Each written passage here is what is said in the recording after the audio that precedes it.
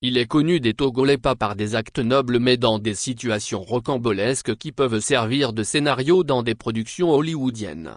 Bertin Abba est décédé le 18 mai 2023 en Afrique du Sud lors d'une opération chirurgicale dans le ventre à la suite de laquelle il n'a pas survécu. L'on parle d'un pancréas abîmé qui a suscité cette intervention après qu'il aurait été empoisonné, ce qui reste à vérifier. Quoi qu'il en soit, le natif de Kouméa, un village au nord Togo situé dans la préfecture de la Kosa, ne laisse personne indifférent. Patron du groupe de gardiennage Ops Security qui employait presque 1 millier de personnes dans les années 1990, son premier fait d'armes remonte à 1991 où il a été arrêté à la frontière d'Aflao entre le Togo et le Ghana avec une valise contenant le corps d'un bébé mort. Jeté en prison, il a été relaxé grâce à la magnanimité de Feu et Yadema qui avait besoin à cette époque de quelques sbires pour sauver son régime secoué par le vent de l'Est. Devenu proche du président togolais d'alors, il servirait d'après plusieurs témoignages de liens entre Jonas Savimbi en Angola, le pouvoir de Mobutu dans l'ex-Zaïre et le Libéria,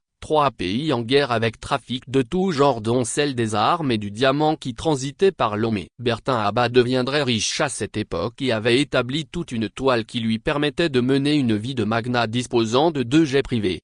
Dans les années 2000, il convainc Alexis Loki, alors patron de l'Union togolaise de banque UTB, de lui fournir en dollars l'équivalent de 2 milliards de FCFA pour récupérer la fortune que Mobutu avait déposée dans des banques belges et suisses qu'il a pu faire sortir par ses connexions et qui transiteraient par Abu Dhabi. Cette escroquerie avait conduit le DG de l'UTB en prison et Abba en cavale. Revenu au pays après le décès d'Eyadema, c'est dans une autre affaire d'escroquerie rocambolesque qui fera parler de lui en 2011. Cette affaire impliquait l'ancien ministre Pascal Bodjona et les mettait en prise avec un richissime Mirati Abbas Youssef à qui le dirigeant d'Ops Security avait soutiré des millions de dollars pour une exploitation de pétrole et des prises de participation dans différentes structures au Togo.